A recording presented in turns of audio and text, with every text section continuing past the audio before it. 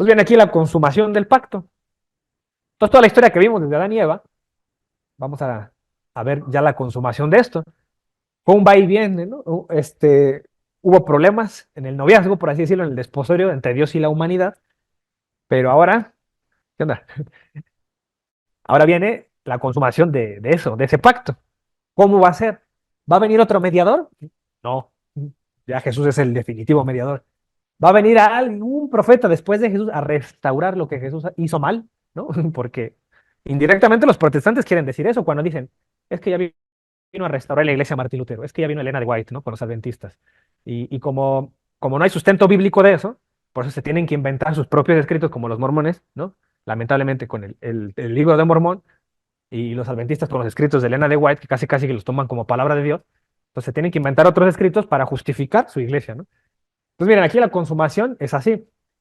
Juan vio, en el Apocalipsis se menciona, una boda en el cielo, una boda celestial, y ya la carta de Hebreos ya nos enseñaba eso.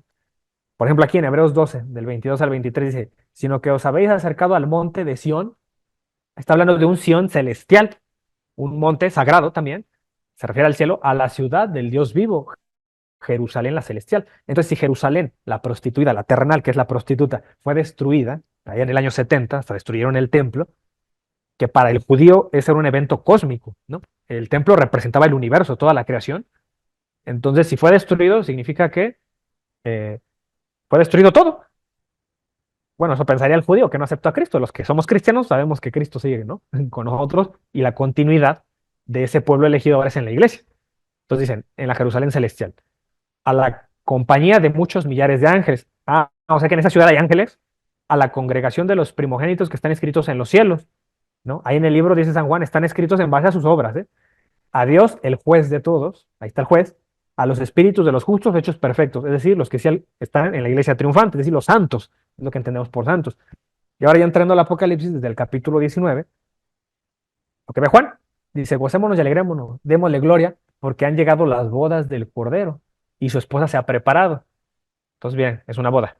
Y a ella se le ha concedido que su vista, perdón, se vista de lino fino, limpio, resplandeciente, porque el lino fino es las acciones justas de los santos. Es un símbolo, ¿no? Lo que está viendo. Ese lino representa acciones justas. Entonces, las obras son importantes, ¿no? Significa eso, porque dice acciones. No dijo, es la fe de los santos, ¿no? El lino fino. No, porque no es solo la fe de Dios. Ángel, dice el ángel me dijo, escribe, bienaventurados los que son llamados a la cena de las bodas del Cordero. Y me dijo, estas son palabras verdaderas de Dios. Bienaventurados los que son llamados. Más adelante en el capítulo siguiente dice, y yo Juan vi la santa ciudad. Entonces vi una ciudad, la nueva Jerusalén. Entonces la terrenal se prostituyó. Pero ahora Juan describe otra congregación que sí fue elegida por ella, pasó un filtro, ya se purificó, y la llama Nueva Jerusalén, ¿no? Entonces, digo, si la revelación hubiera sido aquí en México, pues fuera la prostituta a lo mejor la Ciudad de México, la nueva Ciudad de México sería, ¿no? La congregación, si lo quieren ver de ese modo. Pero como Juan le escribe a judíos, pues les está hablando en un lenguaje que ellos entiendan, la nueva Jerusalén, ¿no? Así como ellos entienden que es Jerusalén, descender del cielo de Dios dispuesta como una esposa ataviada para su marido. ¿Sí? Es una esposa arreglada, cambiada, ¿no? Compuesta para su marido.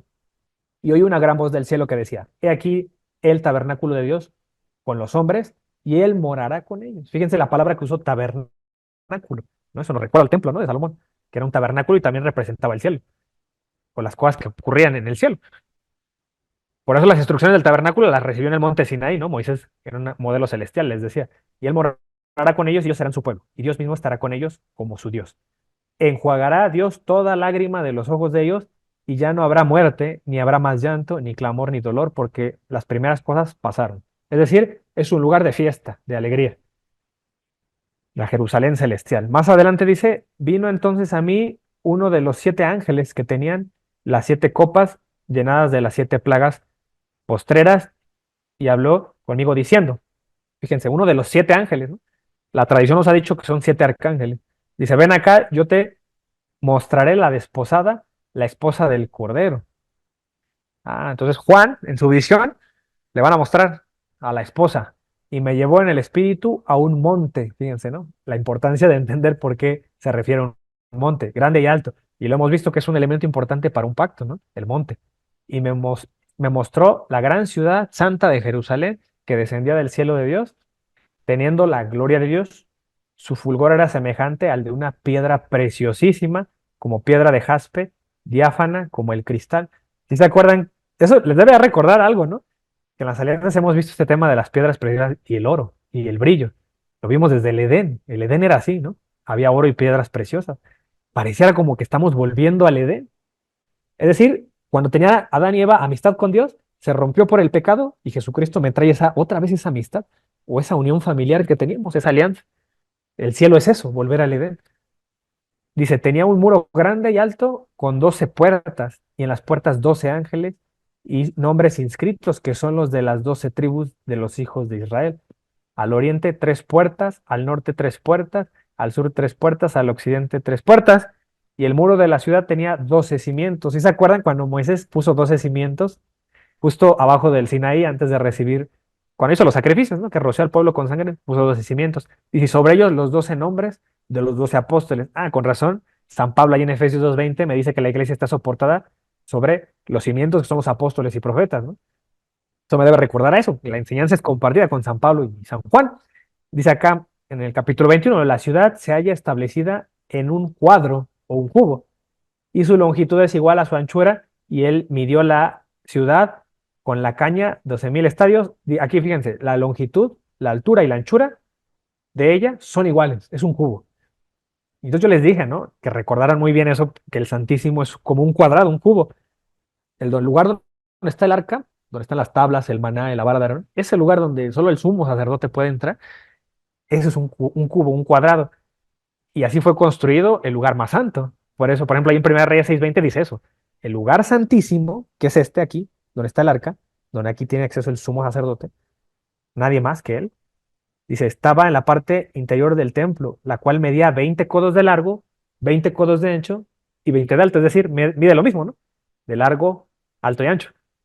Estaba recubierto de oro, más puro, además recubierto de oro que el altar de cedro. Fíjense, todo está lleno de oro y piedras preciosas. ¿Cómo se parece eso a lo que ve Juan en el cielo, no? Un cubo, un espacio así como cúbico, y también ve oro y piedras preciosas. Ah, o sea que el templo de Salomón sí era figura de lo que hay en el cielo. Ahora, bueno, yo les quiero, no lo puse aquí, pero a ver si alguien que tenga la Biblia a la mano puede ver el capítulo 9 de la carta de Hebreos, por favor. Hablando ahorita del lugar santísimo. Porque fíjense, ya les dije, aquí tiene el acceso solo el sumo sacerdote a este cubo, ¿no? Y Jesús es nuestro sumo sacerdote. Entonces, a ver si pueden abrirla en el capítulo 9 en el verso 12. Y alguien que lo pueda leer, por favor, en voz alta. Solo el versículo 12. Hebreos Hebreos 9, 12. 9:12. Ajá. Hebreos 9:12. Vamos a ver qué explica San Pablo del Santísimo. Dice así, y no fue la sangre de chivos o de novillos la que le abrió el santuario, sino su propia sangre, cuando consiguió de una sola vez la liberación definitiva. Ajá. Ahí no lo pierdas de vista. Ahorita lees el 24, el verso 24. Entonces fíjense que no fue con la sangre de animales. Jesús con su propia sangre entra a ese santuario, a ese lugar santo. ¿Puedes leer el 24, por favor? Pues ahora no se trata de un santuario hecho por hombres, figura del santuario auténtico, sino que Cristo entró en el propio cielo, donde está ahora ante Dios en favor nuestro. Ahí está.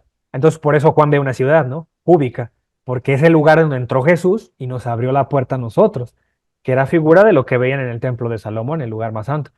Entonces, Jesús es nuestro sumo sacerdote por el cual, gracias a él, entramos a ese cuadrado, ¿no? Que es la ciudad celestial que ve Juan en el cielo. Nos lo explica ahí San Pablo, muy clarito. Entonces, fíjense cómo eran obsoletos los sacrificios de animales. Es decir, esa gente no tenía acceso al cielo en tiempos de Moisés. Con razón, San Pedro me explica, ¿no? Que fue a predicar Jesús a los espíritus encarcelados que venían desde tiempos de Noé. Porque hasta que llega Jesús es cuando ya todos tienen acceso. Es decir, Jesús no solamente viene a salvar a los que estamos vivos, también a los que ya habían muerto. Les da acceso al cielo.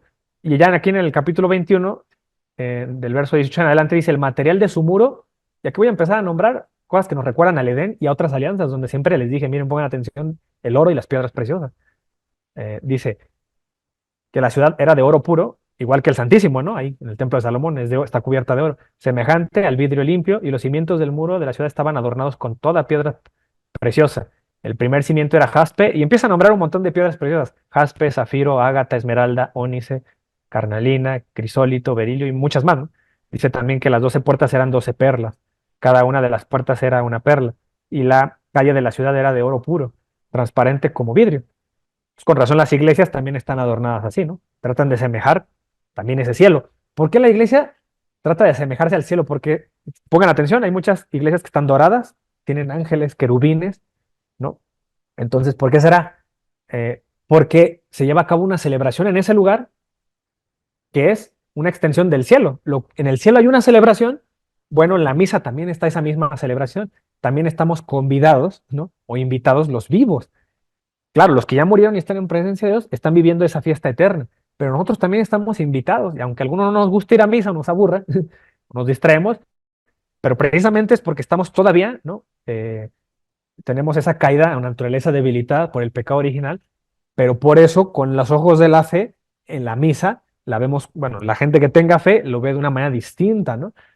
Por eso, pues, eh, hay gente que le gusta ir a misa y no comprendemos, a lo mejor algunos no comprenden, pero es porque ellos saben que están viviendo una fiesta celestial en la misa. Por eso es tan importante, ¿no? La misa, celebrarla pues todas las veces que tú quieras, cuando menos los domingos, dice la iglesia, ¿no? Nos manda. Eh, entonces, miren, pues dicho de paso, ¿no? Por eso también el Apocalipsis, si tú lo lees detenidamente, te darás cuenta que bastante se menciona, o te va a llegar el recuerdo de lo que vives en la misa. Por eso Scott Hahn, cuando él se convirtió al catolicismo, dijo que cuando asistió a su primer misa, él se sorprendió porque él veía, cuando él vio la misa, dice, me gusta mucho esa frase que dijo en uno de sus libros, dice, cuando yo vi la misa, o sea, no necesité la Biblia. Dice, yo llevaba mi Biblia para ver si los católicos eran bíblicos.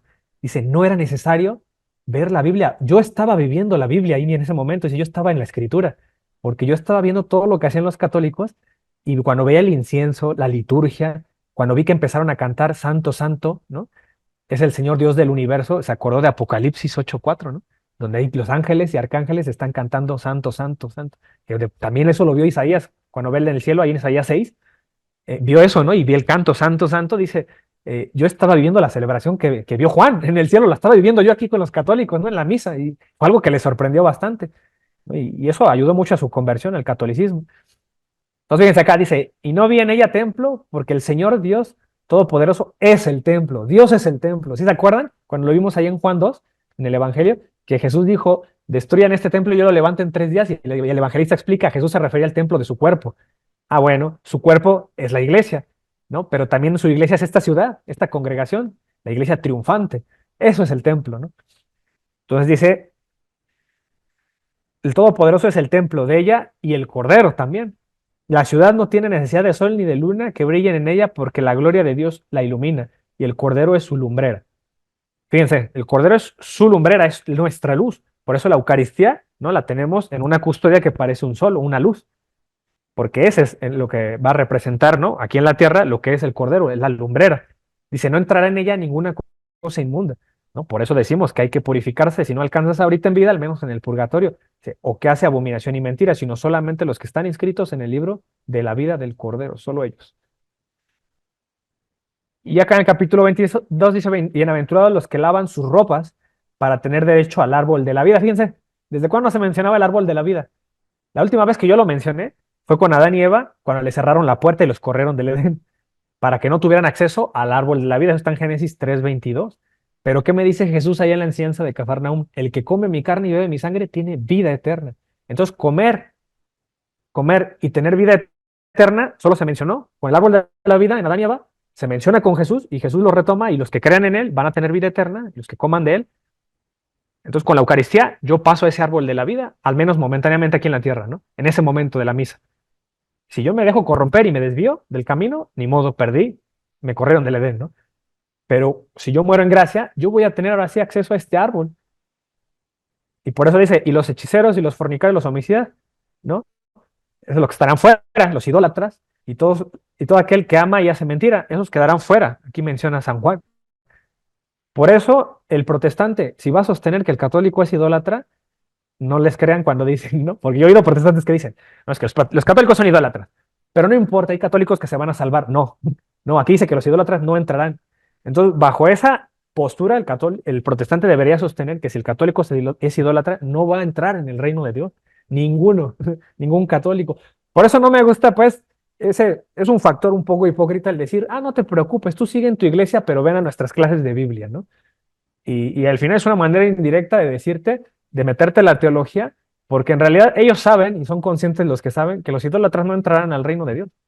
Entonces, de una manera sutil, te meten su teología y no son directos para decirte eso, ¿no? Eh, entonces, es mentira eso que digan. Si de verdad sostienen esa postura, los católicos no entraríamos ahí. Pero sabemos que no es cierto, ¿no? Por todo lo que ya hemos visto en este grupo de apologética. Entonces dice, y el espíritu y la esposa dicen, fíjense, aquí ya ponía los dos, ¿no? El espíritu y la esposa, ven. Es la invitación, ven, te dicen. Y el que oye diga, ven. Es decir, si a mí ya me invitaron, ahora yo que hoy tengo que decirle a los demás, ven, ¿no? Tengo que invitar a los demás también a esta boda. Y el que tiene sed, venga. Y el que quiera, tome agua de la vida gratuitamente. O sea que tienes que querer, ¿eh? No es como que ya Dios dio su vida a Jesús, ya soy salvo. Aleluya. ¿No? No, tienes que querer. ¿Cuándo? Diario debes querer eso.